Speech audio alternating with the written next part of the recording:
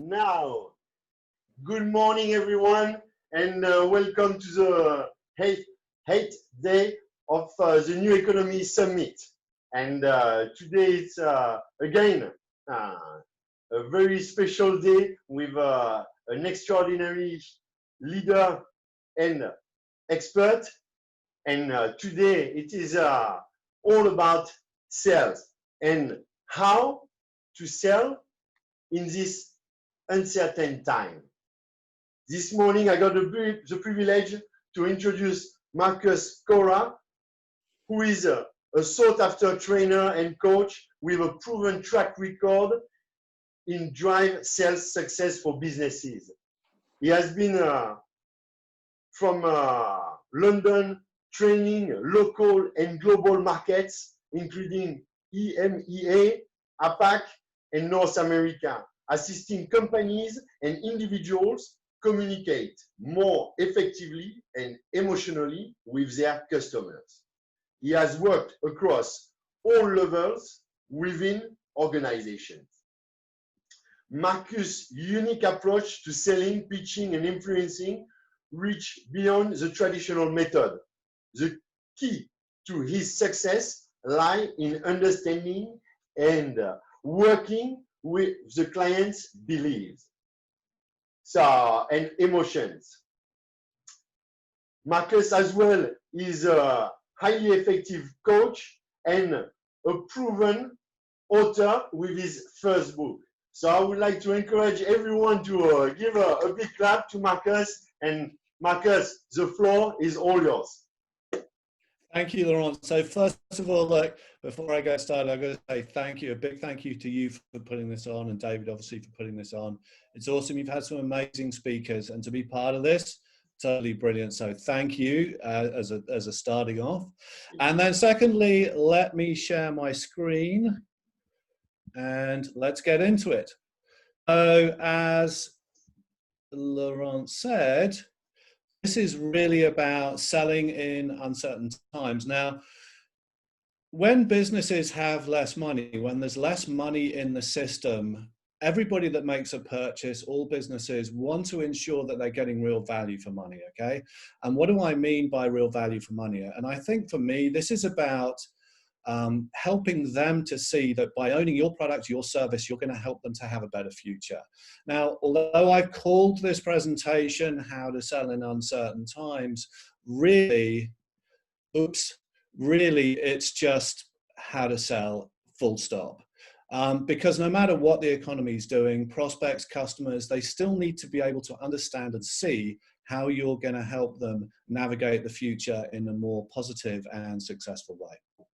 All right, so we're really covering three things today. I'm going to start off with a really fantastic study, which is all about how we buy on emotions.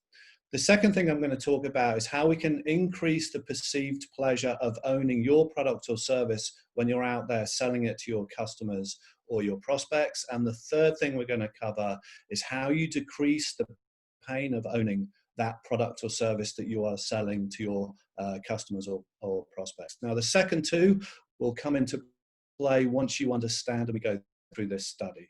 So let's start off by talking about a study that was done back in 2007, so quite a few years ago now, called the Neural Predictors of Purchases. And this was a study done by Knudsen, Rick, Wimmer, Prelick, and Lowenstein. Now, these are guys from, we got Stanford, Carnegie, and MIT, so very eminent professors in their fields. And what they were interested in doing was looking at the purchase decisions we make as we go through a purchase process. And specifically what they were looking at was our brains. And they took a lot of volunteers and they put each volunteer into an fMRI machine and took two pictures. The first picture they took of their brain was as they were shown a desirable object or service, they took a picture of their brain. And then as they were shown the price of the desirable object or service, they then took a second picture. And then they invited the volunteers to say whether or not they were going to purchase the product. And what was really interesting about this study is sitting in their room watching the brains light up, these scientists realized that they could tell before the volunteer even clicked, yes, I'm buying, or no, I'm not buying, whether or not that particular person was going to buy that particular product or service. So what they were doing was they were looking at, when they showed the product, the desirable product, they were looking to see how much of the pleasure centers of the brain lit up. And then when they showed the price of that product, they then looked at how much of the pain centers of the brain lit up. And they came to a very simple conclusion. And the conclusion is this: if the perceived pleasure of ownership of that product or service is greater than the pain associated with it, in this case price, then we buy. But if the pain of price is greater than the pleasure of ownership, we don't buy. So they created this super simple formula, and all they did to determine whether or not somebody was going to buy that product or service was they just looked at the difference between the pain and the pleasure centers and which one lit up more. So the whole point about this is, when we're out there selling, we have to make sure that we increase the perceived pleasure of ownership over the perceived pain. Now, there are lots of different types of pain. In their study, they only looked at price. But if we take, for example, let's say you're in IT and you create IT infrastructures for businesses, there's a lot of potential pain associated with getting you in, because the pain might be, well, I've got to rip out my old infrastructure. So that's going to cause downtime. That's going to cause issues for my people, or whatever it happens to be. Let's say some pain might be, getting you in might mean letting go of some staff because you're going to make me more efficient, or I've got to retrain staff. So there are lots of different types of pain.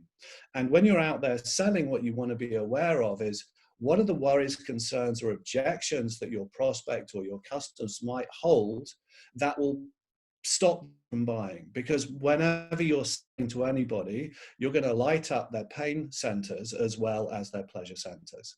And it might not, as I've said, be based around price. But, and most importantly, how do you light up more of the pleasure centers? How do you get them super excited about engaging with you, engaging with your product, engaging with your service? And that is all about my second point, which is around selling to emotional desires. So this is where we're going next. How do we increase the perceived pleasure of owning your product or service when you're out there talking to your customers, talking to your prospects? And it's all to do, as I said, with selling to emotional desires, because when we sell to these emotional desires, we are literally increasing the perceived pleasure of owning your product or service. Now, I've got a couple of things to set this up before we jump into it. And the first thing I needed to talk about is this: nobody's buying more of what they have today. Okay, I'm not going to be buying a product or service if I'm comfortable or happy with what I currently have. Everybody who's looking to buy your company's product or service is looking to buy a better tomorrow. Okay, so the better tomorrow is where their emotional desires can be fulfilled. So that's why it's so important to start engaging with emotional desires and really understanding your clients' and prospects' emotional desires. Because when you talk about fulfilling them, your ability to sell to them will absolutely go through the roof, because you're talking about building and creating a better tomorrow for them. And this really is a B2B and a B2C play. So a new definition of selling, which I just wanted to quickly share with you as well, is selling. In my book, I came up with this a while ago. In my way of thinking, selling is about helping your prospects, helping your customers believe, which is a massively important subject as well, believe they can have what they most want. And what they most want in life is to have those emotional desires fulfilled. And if you fulfill their emotional desires, then you're going a long way towards closing sales. So when you target people's emotional desires, when you're with your messaging, when you're communicating with them, when you've elicited them, and then you talk about them during a sales cycle or a sales process or even a meeting, then you massively increase their perceived pleasure of owning your product or service. And that creates a more committed, more motivated buyer. And in fact, although I've taken it out of deck, in my mind, I think what happens in that moment is you stop selling and you start helping them to see how they can achieve this emotional desire, and they start selling themselves on you. And it's a really interesting twist in dynamic, because actually, if you're not very good at closing and you don't particularly like closing, then the irony is that those prospects and clients start to close themselves on you, and they get to the point where they're asking all those questions, which are like, so how do I get this? Where do I sign up? So they really do start to close themselves on you. Now, I've been using and sharing these ideas with my clients for over the last 10 years or so, and I can tell you they are absolute dynamite. In fact, I'm going to quickly, we've got enough time, I'm going to quickly tell you a very quick story about how I first used this. So I'm sitting in a meeting in a massive media agency, a big global media agency, and I'm pitching my services as a trainer. And I elicit the person's emotional desires that I'm selling to. And what was interesting when I did this was two things. The first thing that was really interesting was they didn't come up with an answer straight away. And it took about 20 seconds for them to think about what their answer was. And in that 20 seconds, I was absolutely terrified and kind of going, oh no, this is a nightmare. And in fact, what I ended up doing, because I don't want to fill in the gap for them because it's about their emotional desires, right? What I ended up doing was writing sort of scribbly lines on a piece of paper, pretending to take notes. So that's the first thing. The second thing that happened, which was really interesting, is back then there was a ceiling on what agencies were willing to pay trainers for a day's training.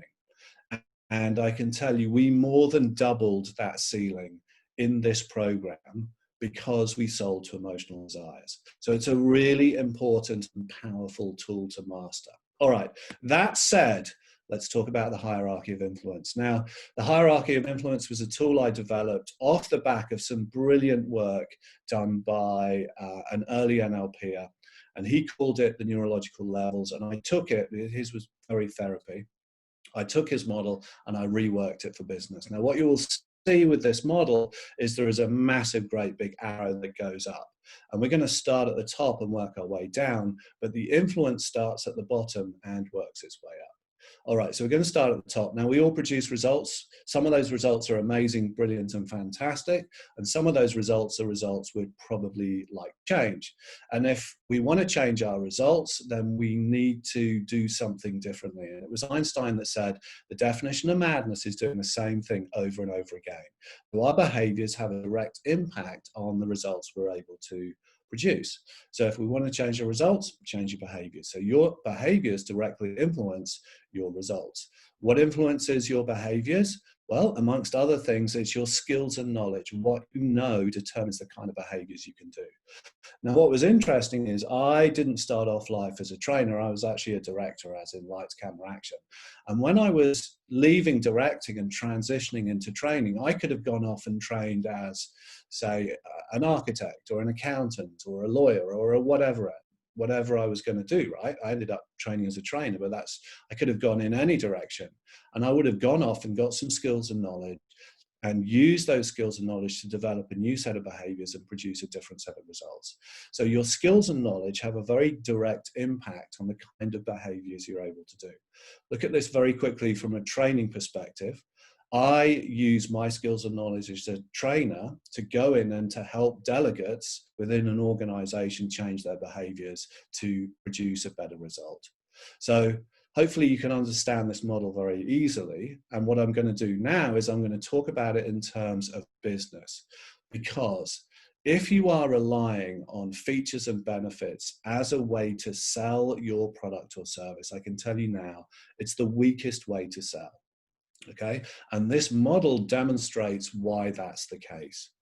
And there's another massive challenge. If it's the weakest way to sell, then I can guarantee you're selling a commodity and it becomes very price sensitive.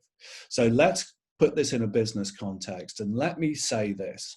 I'm going to say, as a massive generalization, your skills and knowledge are your features. So your features in a business are all the kind of clients you've had, the IP you might have, the people that work in the business, the brilliant things that you're able to create for those companies that you currently work with, etc. And you're going to use your features to change the behaviors of, say, somebody out in the general public. So let me give you a quick example of that. Let's say you're an ad agency, you're a media agency, you're a coach, you're a therapist or whatever. Let's take ad agency, media agency, it's pretty straightforward.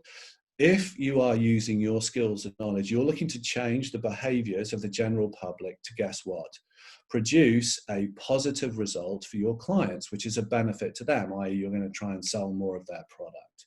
If, as a trainer, I go in and I work with an organization, I'm going to give the delegates a new set of skills and knowledge to change their behaviors to produce a positive result for the business I'm working with.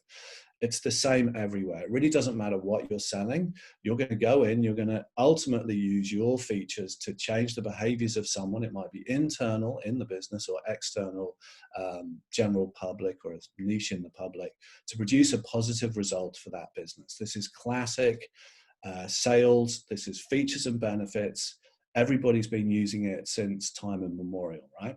Now, if you remember what I said a moment ago, if you rely on features and benefits to sell, it really is the weakest way to sell. And here's the reason why. If you accept this model for what it is, then let me ask you a question. Do you have competition? Does your business, does the business you're in have competitors? And I'm going to say the chances are more than likely, okay?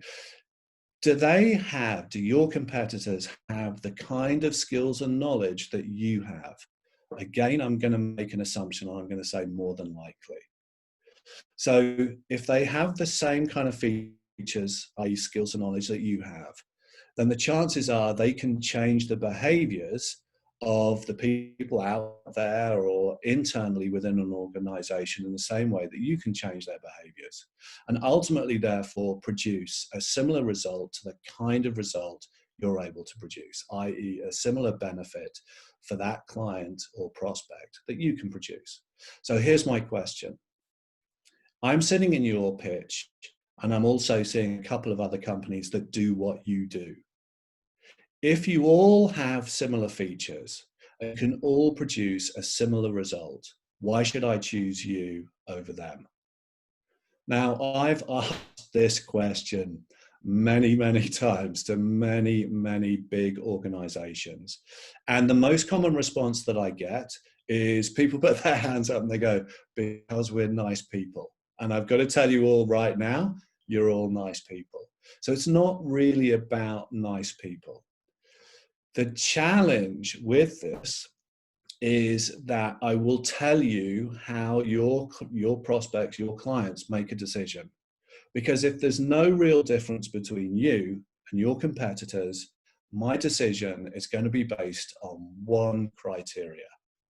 You guessed it, price. Because the challenge that I'm going to have is if the result with you and the result with you and the result with you are the same result or as good as, as good as possible, then I'm buying on price because I have no other way to distinguish between you. So when you rely on features and benefits to sell, you are basically in a race to the bottom.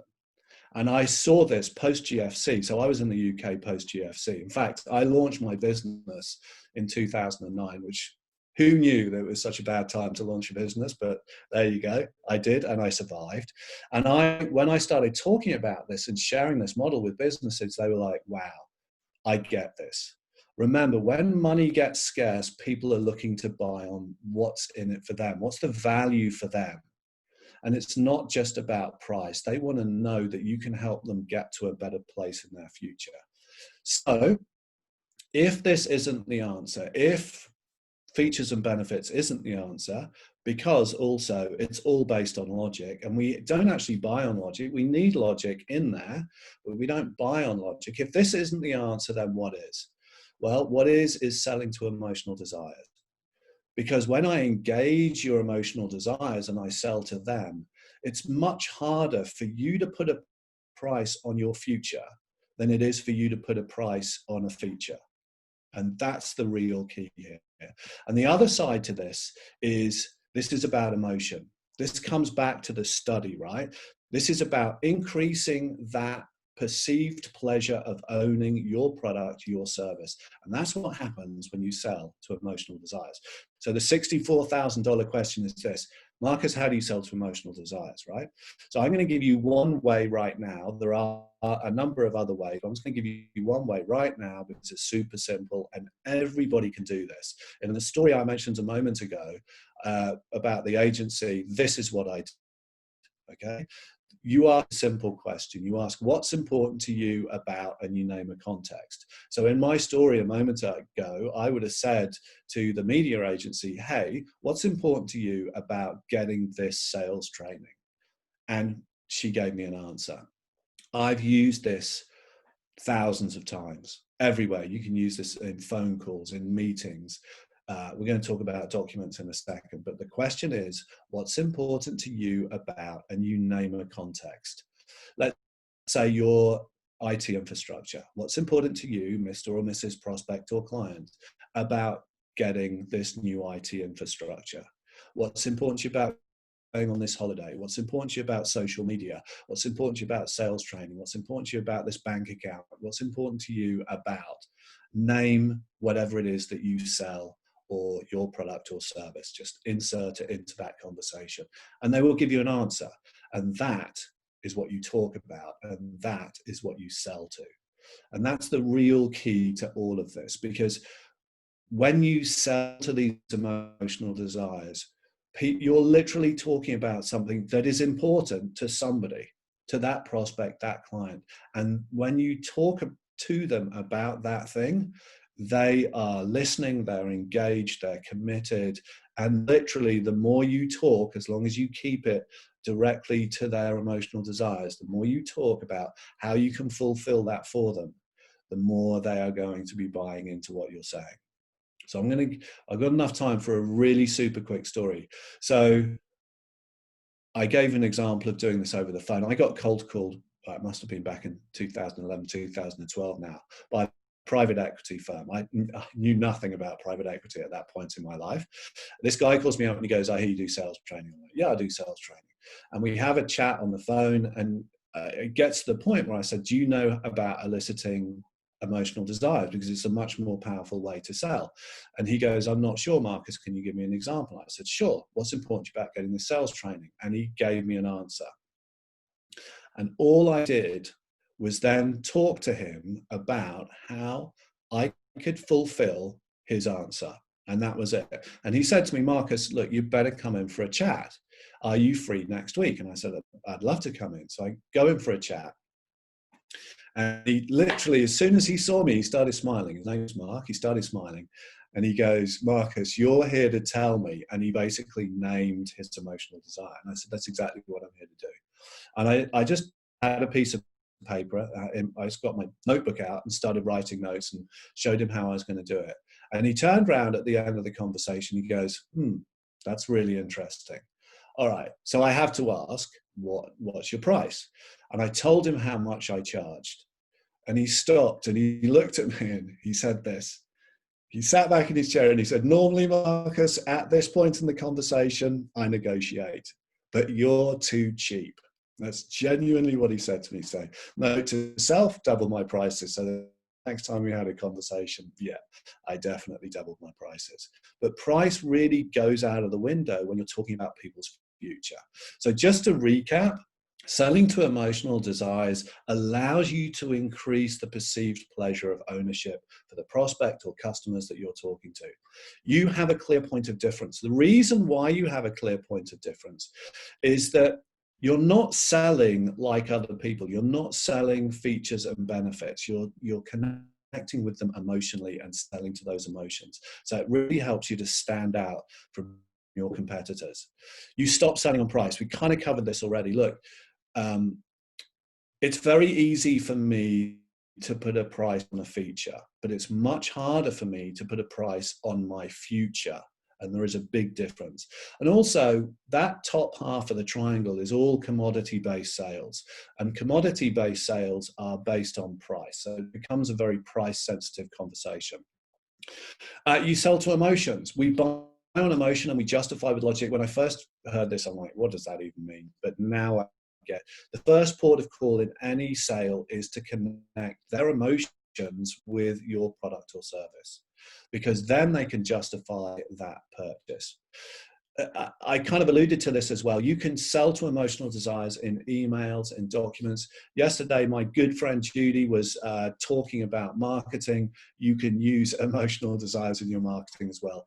And it really puts the whole thing on fire. So phone calls, documents, emails, marketing, Zoom meetings, face-to-face meetings, it doesn't matter. You can sell to emotional desires absolutely everywhere and anywhere.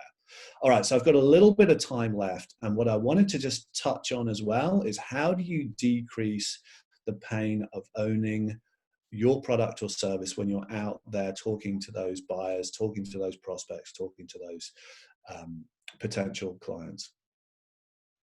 Oh, do you know, I spotted a massive spelling mistake in the top of that. Apologies for that. All right, so overcoming objections, reducing the pain associated with your product or service. All right, so what we're going to talk about in this section is there is so much we could cover here. I have to keep this simple. I have to make it obvious enough that it give you an idea, a tool that you can take away and go and use right now today. So I'm going to give you one of my absolute favorite ways of overcoming objections. And this, every time you overcome an objection, you reduce the pain associated with owning your product or service. All right, so this is one of my favorites. It's called the sharp angle close. And basically what it enables you to do is close someone on their own objection. So when they give you an objection, you can actually close them on it. And it's a really great tool. And I thought, again, I'd set this up with a really quick story to give you an example of how powerful it is. All right, so my wife knows me well enough now to realize, look, I can leave my birthday present or Christmas present to your choice, or I can just get what I want. So I'm always like, honey, if you want to tell me what you want, just tell me. So she tells me what she wants, and off I go. So this happened in the UK in a very well-known store in London that shall remain nameless, but think sort of Meyer or David Jones, that kind of thing.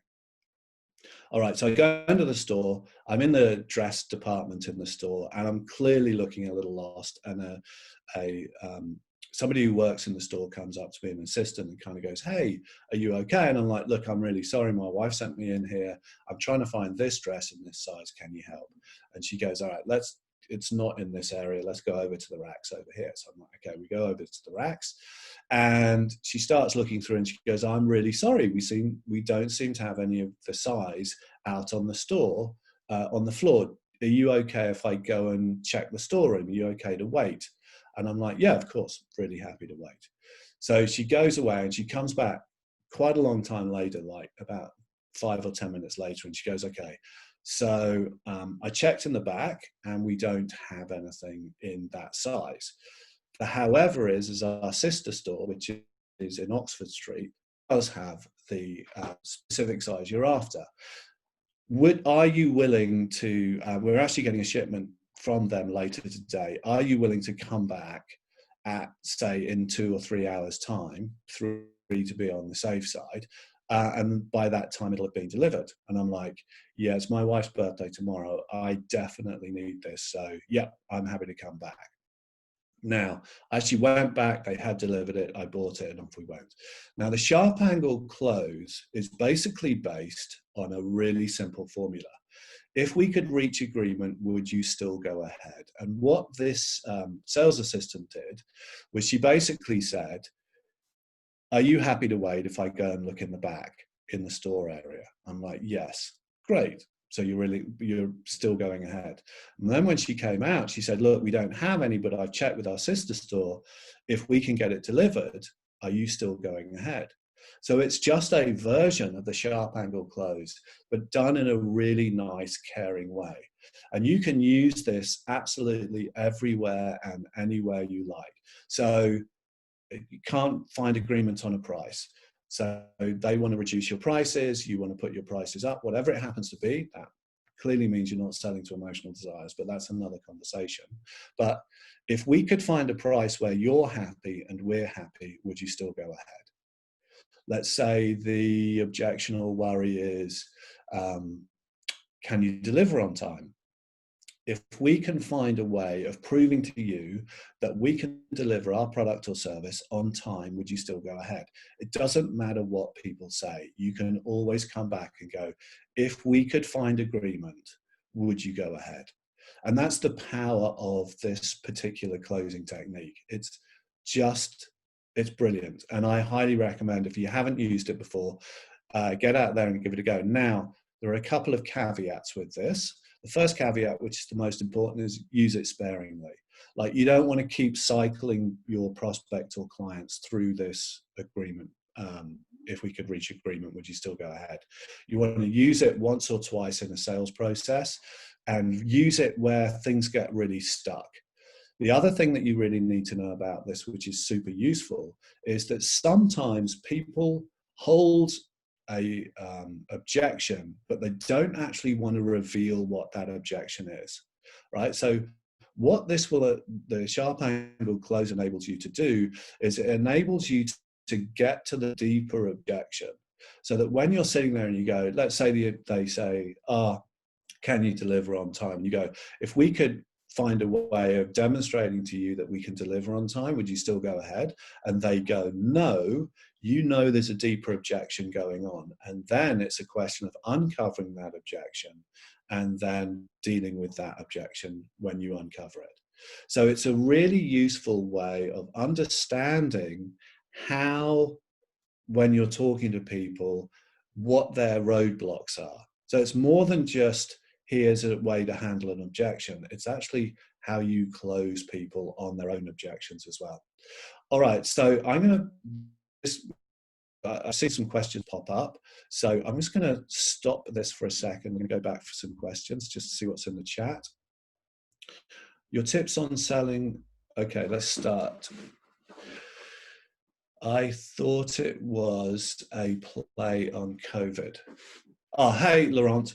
Hello, Marcus. I thought I'd just check in with the questions to see where we're at. Sounds good. So would you like me to read you the question? Yeah, I can see the question. Beautiful. So Georgie basically said, I thought it was just a play on COVID. It's more than COVID. It's really where, covering COVID. Yes, but this applies to everywhere. Okay, it's not just COVID. You need to be selling to emotional desires regardless of whether it's COVID or not. And now more than ever in this current environment with COVID being what it is, money's going to get super tight, right? I was having a chat with a client the other day and they were saying, do you know what our concern is? When the government stops doing job seeker and all of their sort of financial packages, businesses are going to have less money to spend. And the question's going to be, they still need to acquire services. They still need to potentially acquire other things in their business to help them grow and move forward. And so when money gets tight, people really need to have a different conversation that's not just features and benefits. And this is exactly what happened post GFC in the UK, right? Post GFC in the UK, money went from normal money to zero. Nobody had any money. And this is what I lived through. And what happened is when money becomes tight, people stop buying unless they can see very, very specifically how what you have helps them go from where they are right now today to where they want to be. And where they want to be is their emotional desires. So is it just a COVID play? No, it should be how you sell in general.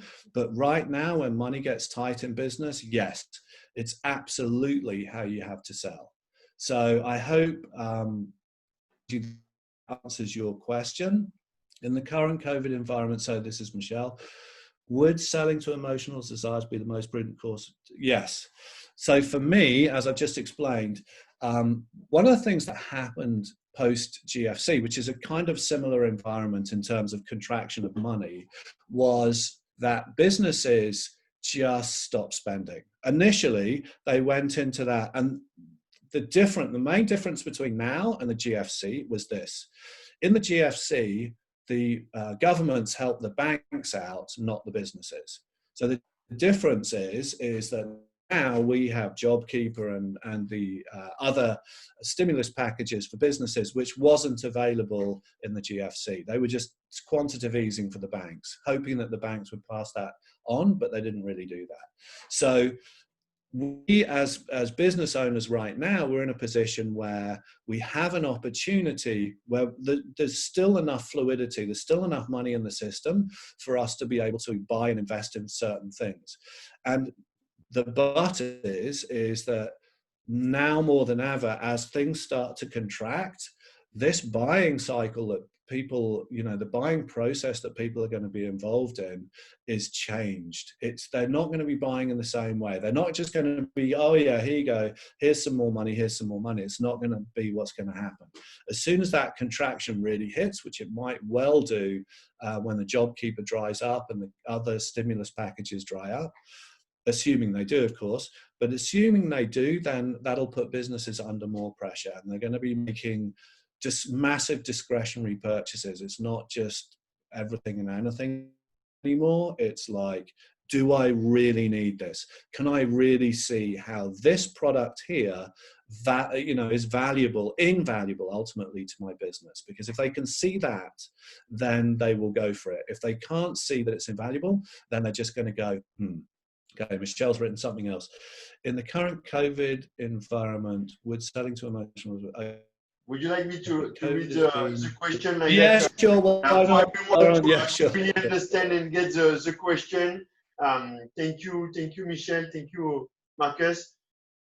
Another question for Michelle. In the current COVID environment, will selling to emotional desire be the most prudent course to take?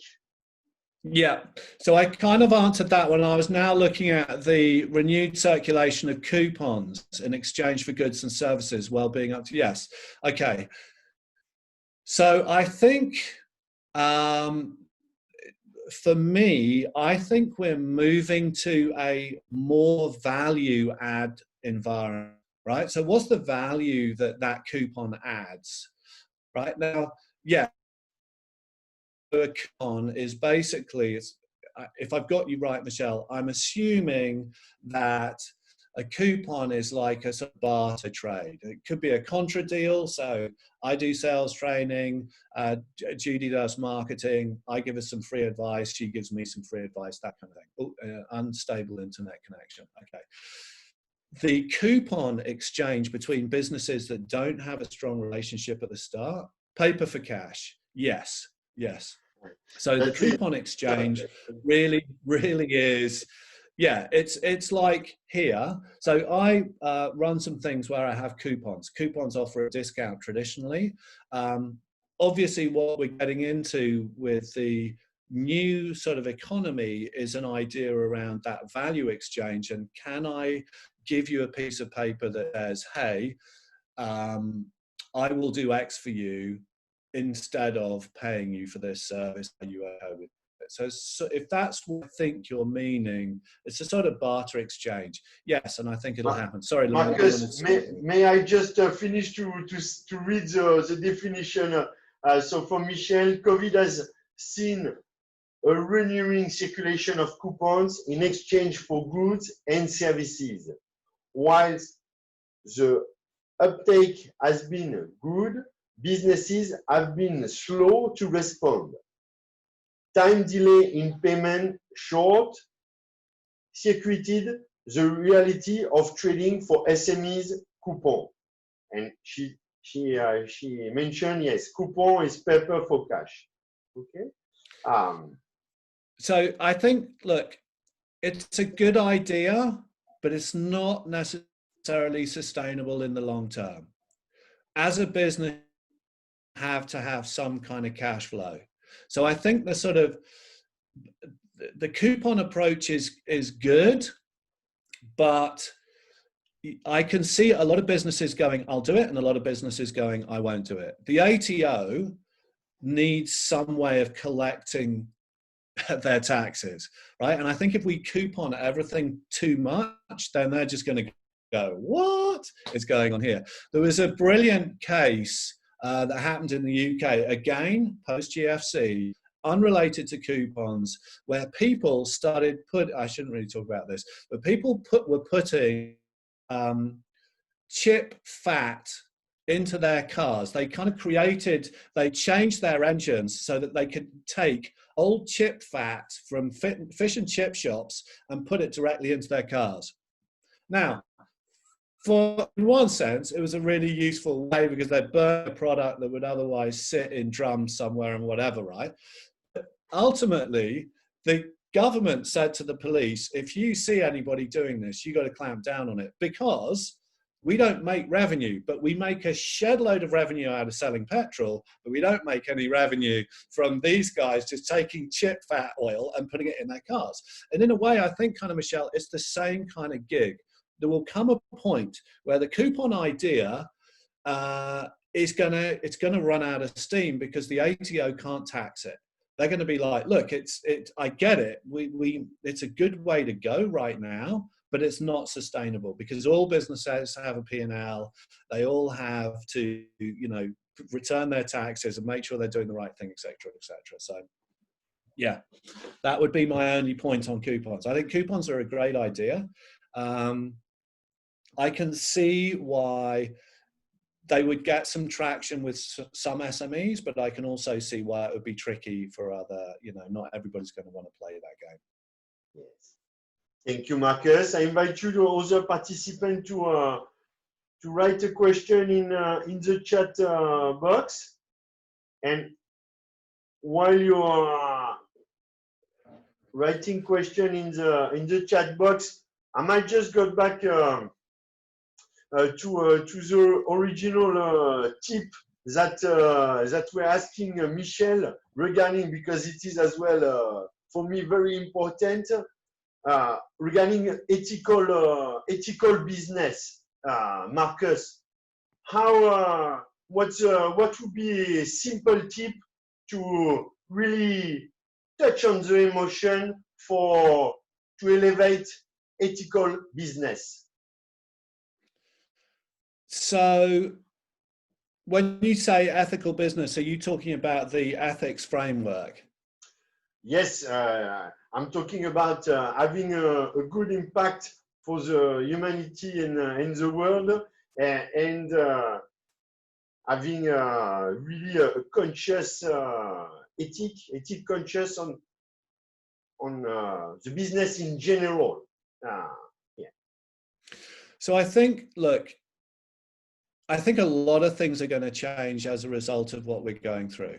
And I think part of that change will be a drive towards a more ethical future. I think we've kind of gone through well, let me put it to you like this.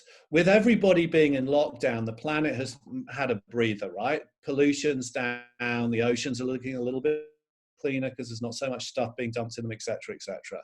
So I think from an ethical standpoint, there's already been a shift. And I think what will happen, whether that's a conscious choice or not with regard to the planet and ethics and sustainability in general, is a lot of people will come out of the other side of this and go, do you know what? And I was talking to Judy about this morning. Something like the stat I heard was less than the stat she had heard, but something like 25% of people are in current employment are just going to go, do you know what? I don't want to go back to an office environment. I'd like to do a few days at home. So I think we're going to see a natural shift away from the sort of traditional approaches to the way that we've done business, which in and of itself will create more sustainability because there'll be less travel. I think people will suddenly go, do I really need to fly to London for that business meeting? Or do I really need to have this conversation in Milan or in America? Or can't I just do it over Zoom now?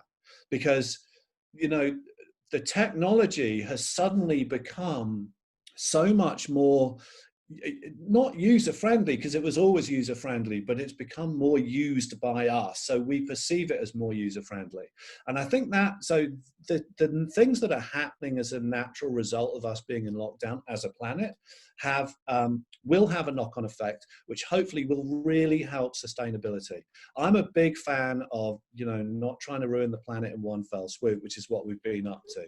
And I do think that we do definitely need to change our habits. And the irony is COVID has forced us to do that naturally. And I think I'm hoping that the upswing when we come out, people will just go, I don't need to fly to Sydney to have a conversation for half an hour with somebody. I don't need to go to Perth to see, I can do it all on Zoom. So I'm really hoping technology will allow us to really start to adapt our behaviors to become more sustainable so that the planet can continue to have the breather that it's having. And I think businesses can do that as well, because they don't need to get everybody in their offices every day of the week and have, you know, what we would call rush hour in the UK, you know, backed up traffic, pollution, all of that stuff is just going to become unnecessary. So I'm really hoping that that's what's going to happen, and that will continue to happen. Fantastic. Thank you very much, Marcus, for your answer. And we got a question from Judy. Can you give a few more examples of short angle close? For one, I'm interested in your product, but I need to think about it. Yes. Okay. Judy. It's a really good question, Judy. Thanks for that. So to answer that, we need to kind of look at it in a slightly different way, which would be, what are the parts of our conversation? What are the parts of my product that you're most interested in? Because once you understand that, then that's something that's important to them. And then you can tailor your conversation. That's back to the emotional desires, right? And then you can tailor your conversation to that. And then I want to think about it as a real classic kind of like, I need time for this. So there are a number of things that might be at play, which are, you haven't built up enough rapport with them potentially. There's not enough emotional connection and trust. You may have gone a bit too wide on your pitch or presentation, and that's why I'm saying hone in on what the bits you're most interested in. And then you need to go something like, so if we could demonstrate to you that we could help you name their emotional desires here, so achieve whatever it is they're looking to achieve by using our bits of the product that they're most interested in, how long do you think you would need to think about it? And what you're doing then is another massive conversation, which we don't have time for today, is what you're doing then is you're actually, you're using what's known as presuppositional language to embed the idea that they're already going for it. So what would you need, how long would you need before you make a decision?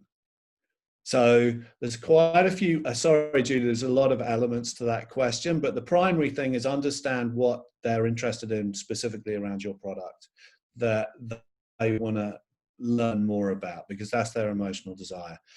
Great, thanks, Marcus. Pleasure, my pleasure. And then you just need to sharp angle close them on the time. So if we could do this for you, how long do you need? Great advice. Great. It's definitely plenty of golden nuggets this morning for the sales, which is the most important thing in business. Revenue is a key, and cash is a king. So, so Judy said, how do you listen to emotional desire? Well, so if we take your example, Judy, about I'm interested in your products. So my question would be is, which specifically are you interested in? And they're going to give you a list. And let's say they go, we're interested in, because I know you very well, we're interested in content marketing. And you go, so what's really important to you about getting this content marketing? And they will give you an answer. And then whatever their answer is, that's what you hone in on. Very good.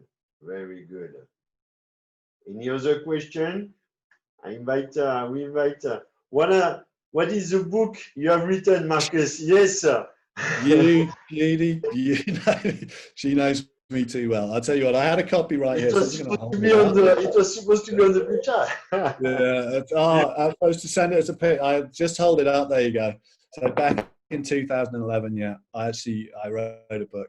Now okay, so what's really interesting about the book, just in the remaining minutes, is back then I had a mentor, and my mentor, basically, we used to meet every 6 months, and my mentor came up to me and we met one time and he said, so Marcus, you should write a book. And I'm like, no, mate, I'm not writing a book. And he goes, you should. You got a lot of really good knowledge in your head. Go write the book. And I'm like, I can't because. And what I did is I listed out my pain points around writing a book and all kinds of stuff like, I can't because I'm really dyslexic. I can't because of this. I can't. And they're all excuses, right? And one of them was I can't because if I put all my best content in my book, who's going to come to the trainings? See, this was all the stuff. Now, these are all my perceived pain points of writing a book. And this is what he did. He broke those pain points and he reinstalled a better way for me to see the situation by attaching my emotional desires about being a great trainer and traveling the world and yada, yada, right, into writing a book. So what he'd done is he'd massively increased the perceived pleasure of me writing a book, and the kind of fame's the wrong word, but the credibility it would give me, right? And broke down all the little stuff, all the reasons that are holding me back, which was the pain associated with writing it. And literally, I sat down, I wrote it. I don't know how it happened, but I wrote it, and within 9 months, I'd done the whole thing. And then I was like, so now what? And he goes, have you contacted anybody about your book, Marcus? And I'm like, no. Do I self-publish? And he goes, no, get a publisher. So literally the first person I spoke to said, yeah, we'll publish it for you. So it's a classic example of everything that this presentation has actually been about. Break the reasons, the pain, and elevate the emotional desires. It works a treat every time. So yes. Thanks for the plug, Judy, by the way. That was awesome. Yes, thank you, Judy. And thank you so much, Marcus, because it is a great tip. I'm finalizing as well. I'm a co-writer of a book, and it's exactly as well a bit what helped me to get to the end of this book. So it's a great tips that you've been given, and as well the authenticity from experience of those tips. It's extraordinary. It's the best. And definitely it's from experience that we get the most of learnings. So thank you for sharing. And where can we find this book, Marcus? Oh, so what I'll do is I'll give you a link for in the show notes. I don't know what you call it. Show notes is webinar notes, whatever. Yes. Yeah, maybe we'll send it to all registrants. We'll send it to all registrants with the email, like we do for all the speakers, with the detail of cookies and more tips and helps from all our extraordinary speakers. So we'll do that for you, Marcus, and like that, everyone can have a look on your book and really increase their competency and capabilities in selling through the master. You are the master in selling. So oh my God! Thanks, Laurent. So look, just from me, I just wanted to say, awesome job putting this on. I mean, I know how difficult it is corralling a load of speakers like us, and then there's so much that goes on behind the scenes that people don't see and people don't realize. So thank you for putting this on. Awesome job. And also, you know what, thank you to you and Dave as well for inviting me to be part of this. It's what I talk about, I've just been talking about for a while, and it's something I'm passionate about. At the end of the day, it's getting a message out that makes the difference, right? If I can help one person who watches this either today or tomorrow or next week or next month, and they go away and they try this and it works and they improve their business, job done for me, okay? But I only get that through being part of what you've put on, which is amazing. And you've had amazing speakers, and it's great for us all to be having this opportunity to learn from each other. So thank you, buddy. Couldn't have done it without you. Thank you so much from all my heart. I'm so happy that you join us. And just for people, when I saw Marcus the first time on one of his presentation, straight away I was inspired on all his tips and expertise and experience. So it's I'm very grateful that you are here with us and that you're helping all the attendees and as well the people that will watch this video. So we're gonna wrap it up. I wish you all a wonderful day. Thank you again so much, Marcus. Thank you, everyone. And tomorrow we'll be on the VC side with Caitlin Isle. And so I encourage you to join us as well tomorrow. I wish you all a wonderful day. And thanks again. Thanks, everyone.